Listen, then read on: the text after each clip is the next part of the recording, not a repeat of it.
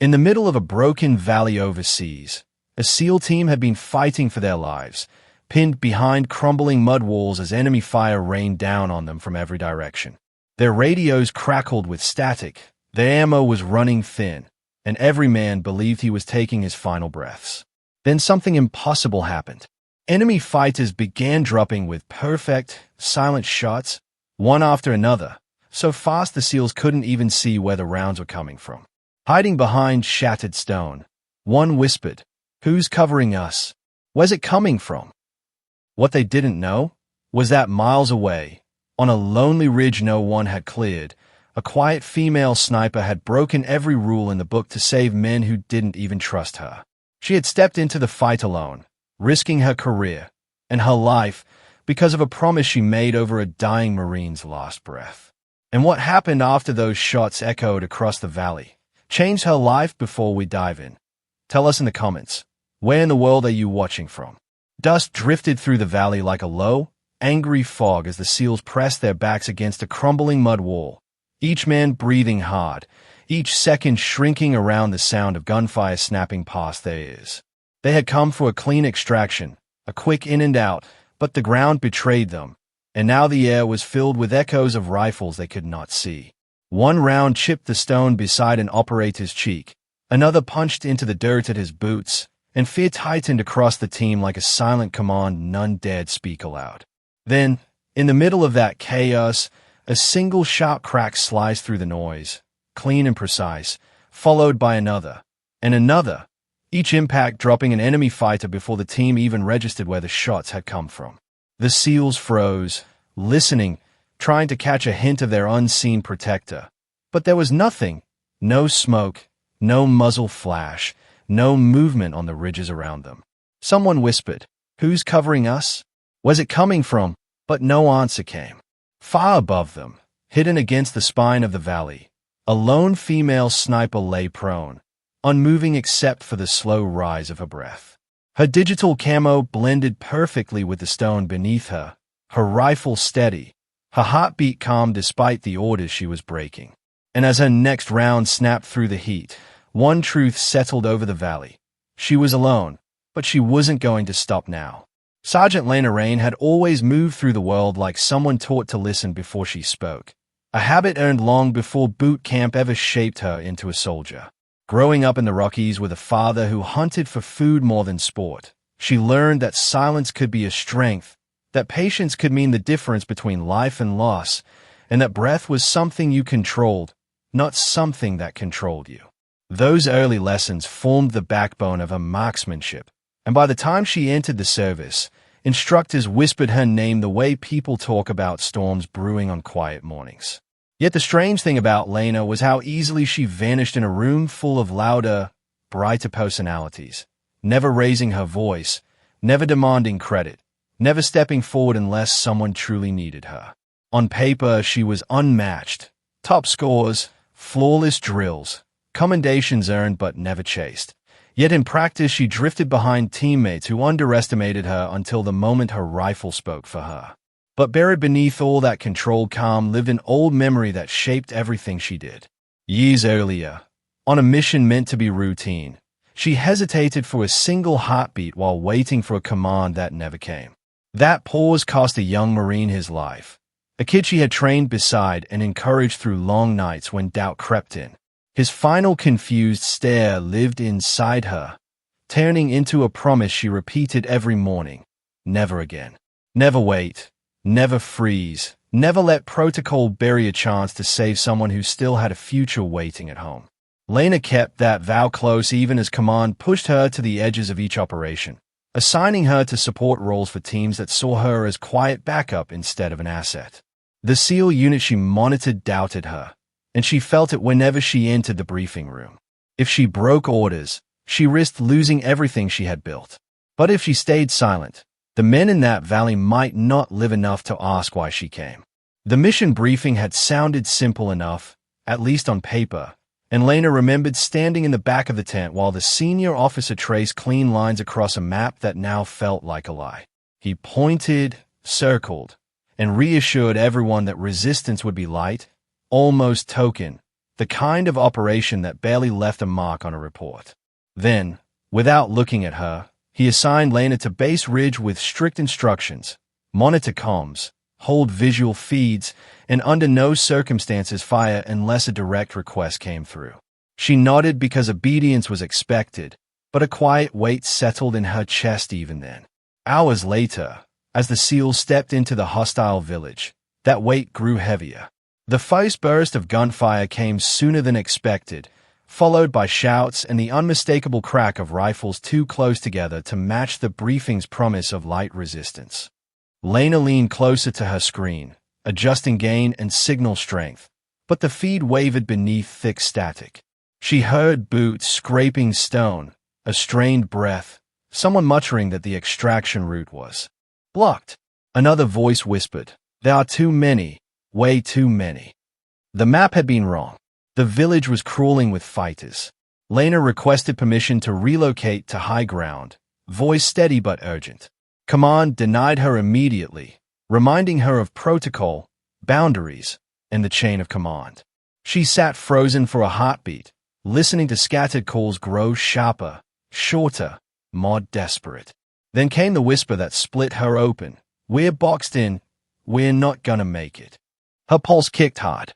Dust drifted through her open door as she stood, torn between two orders, the one she had been given and the one she had carried in her heart since the day that Marine died in her arms. Another scream crackled through the comms, young and cracking around fear, and it erased whatever doubt she had left. Lena slung her rifle over her shoulder, grabbed her pack, and stepped into the harsh sun without looking back. Every stride toward the ridge felt like tearing a page out of her own career, but she ran anyway, breath sharp, boots kicking up dirt. If command wanted to stop her, they would have to outrun her, and no one could outrun a ghost. The climb toward the ridge pressed hard on Lena's lungs, but it wasn't the steep ground that made her breath unsteady. It was the memory that rose with every step, a memory she never outran no matter how many missions filled the years between then and now. It began on another dusty afternoon, early in her career, when she lay tucked between two shattered walls overlooking a narrow road that a Marine patrol was set to cross. She remembered the heat, the sweat rolling down her spine, and the figure she spotted slipping behind a burnt-out truck with something long balanced on his shoulder.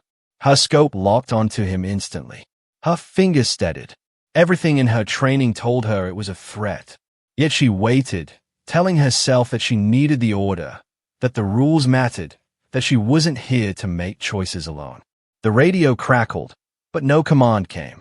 For 2 seconds she hesitated, just 2, and in that small space of doubt, the RPG flashed to life and streaked toward the patrol. The explosion tore the road apart. Dust swallowed the world. Screams followed. She scrambled down from her perch with her heart hammering against her ribs, racing toward the broken shapes that lay scattered across the ground. She found him half buried in rubble, the Marine she'd minted through qualification tests, the kid who used to ask for advice because he said she had the calm kind of confidence. His chest was rising in weak, ragged pulls, and she knelt beside him as he blinked up at her, soot smudging the corners of his eyes. "Why didn't you take the shot?" he whispered, voice cracking like thin ice. She froze, because there was no answer she could give, no rule or reason that mattered now. She held his helmeted head in her hands, feeling his pulse fade beneath her thumbs, watching confusion cloud into silence. When his breathing stopped, something inside her broke in a way she never spoke about, not even when command filed its reports and handed her the line she was expected to repeat. From that moment on, she carried a promise heavier than any rifle. Never again would she wait for permission when a life hung in the balance. Never again would protocol outweigh the simple duty to protect. Now, standing on the ridge with the valley stretching wide beneath her, Lena felt that old vow tighten inside her like a steadying breath. Her sight aligned. Her heartbeat slowed. The fear that once held her had no claim on her anymore. Then she was a hesitant recruit. Now she was the ghost on the ridge, choosing action even if it cost her everything she had left. The valley had fallen quiet by the time the last hostile fighter slipped into the dust, silence broken only by the thrum of medevac rotors lifting the wounded into the air. Lena stayed on the ridge, rifle still warm against her cheek, watching the SEALs gather themselves with the stunned heaviness of men who knew they had lived through a miracle. She didn't wait for praise or confusion to reach her. She simply stood, unloaded her rifle, and began the long walk down the slope, every step weighted with the knowledge that saving them had come with a price she could already feel closing in. Her commander spotted her halfway down and stormed across the clearing, boots kicking up hard bursts of sand. His face was red with anger, but Lena didn't flinch. Before he could speak, she handed over her weapon and said quietly, "It was me. I engaged without authorization. I'll file my statement." He looked at her like he couldn't decide whether to yell or simply stare, but she didn't wait for either. She turned herself in with the same calm she used when lining up a shot.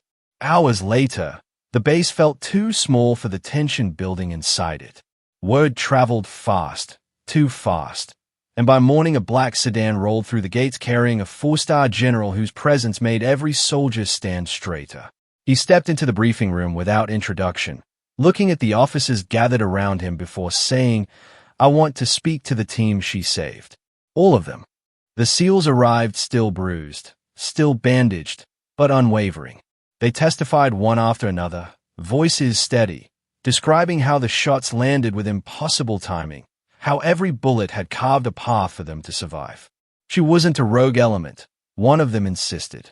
She was the reason we're alive. Another added, "If she hadn't fired, sir, we'd be zipped up right now." The general listened without interrupting. Then he turned to Lena, who stood at the end of the table, spine straight, hands clasped behind her back. His voice was firm but not unkind. "Who gave you the order to engage?" Lena held his gaze, her answer soft but unwavering. "No one, sir. I took responsibility." The room fell into a deep, heavy silence, not a silence of condemnation, but one that carried the weight of respect growing like dawn. When the room finally emptied, the general remained seated, motioning for Lena to stay. The door shut behind the last officer, leaving the two of them alone in a quiet that felt almost unreal after the storm of testimony.